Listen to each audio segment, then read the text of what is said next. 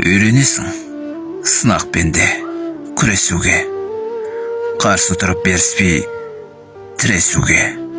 Ел алдында мұңсыз болып көрінесің, өкіресің, бөлмеге кіресің де. Өкпелеме тағдырға күдік қылып, тағдырың көрсетеді түрлі қылық. Қуанасың балаша, шаттанасың, мұңаясың, шаттанып күліп тұрып. Өкпелеме қатал деп тағдырыңа, тағдырың өзгереді сан қырына.